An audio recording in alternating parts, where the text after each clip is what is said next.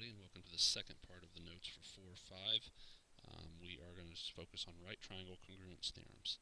And these are all kind of offshoots or corollaries to the previous theorems and postulates we've already talked about, ASA, SSS, and so forth. What makes these special is that they always have one angle in common, because if I'm going to compare two right triangles, they will always have the one right angle in common. So that takes care of several of the issues with these.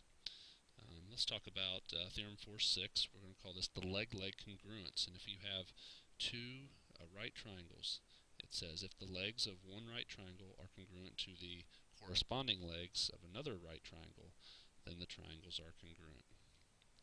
Okay, so we would be talking about leg AC congruent to, let's say, PQ, and then leg CB congruent to QL. If I establish that those are parts are congruent, then both triangles are congruent. Okay, let's go to another one.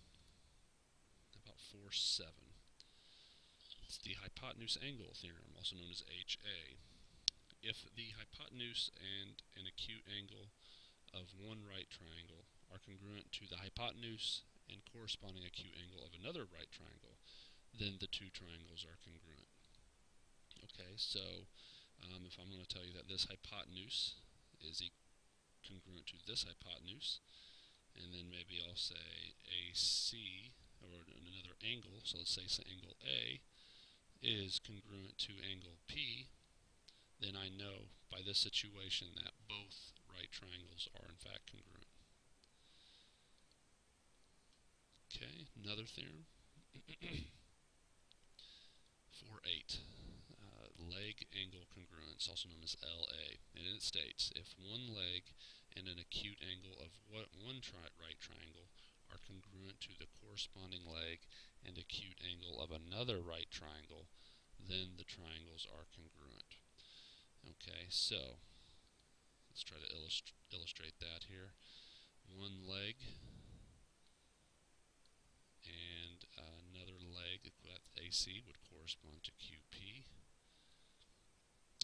And an acute angle, one of these acute angles, that would be, how about this one right here? And that could also correspond to P. So here I'm showing a leg congruent to another leg, and this angle congruent to the other angle. I know that these two triangles right here are in fact congruent. Okay, here's our last one.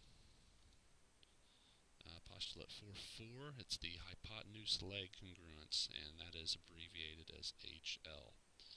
And it states, if the hypotenuse and a leg of one right triangle are congruent to the hypotenuse and corresponding leg of another right triangle, then the triangles are congruent. So let's point those out.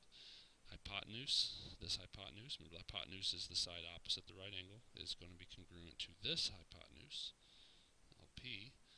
And then on any of the other legs, let's say this time leg CB and leg QL. If I've established that all these parts are congruent, then both triangles are